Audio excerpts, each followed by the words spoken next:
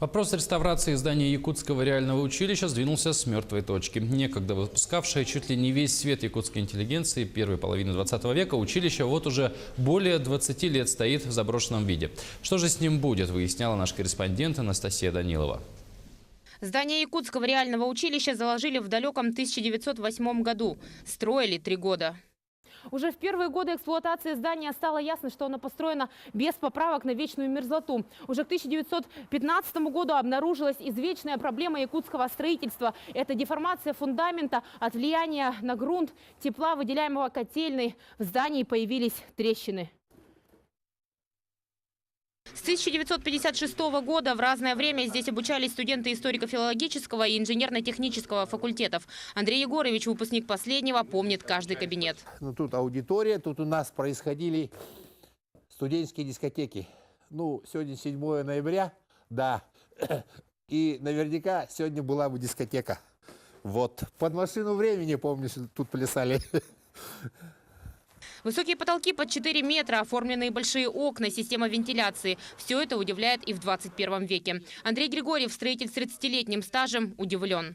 Как они построили это здание 120 лет тому назад, ну, конечно, сложно представить. Все вручную построили, применяя там архимедовые рычаги и так далее.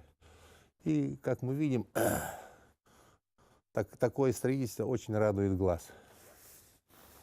Это было первое в Сибири крупное здание на водяном отоплении. Для того времени фантастическая новация. Она же чудовищная ошибка. Влага разрушала училище. Валерий Аржаков, в то время декан, пытался спасти историческое здание. У нас там не было теплого туалета.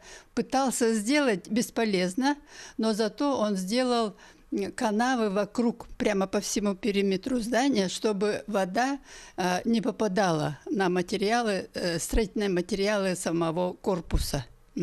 Это спасало, конечно, от разрушения. Историческое здание реального училища отреставрировать сложно с точки зрения как финансов, так и строительных работ.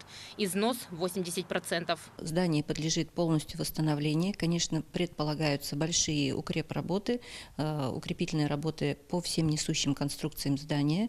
Это перекрытие, это несущие здания стены, фундаменты и так далее. К 2019 году, отмечают в Минстрое Якутии, когда оформится вся проектная документация, начнется восстановление здания. Финансирование планируется как федеральное, так и региональное. Завершить реставрацию собираются к 2022 в год столетия якутской автономии. Анастасия Данилова, Георгий Охлопков, Якутск.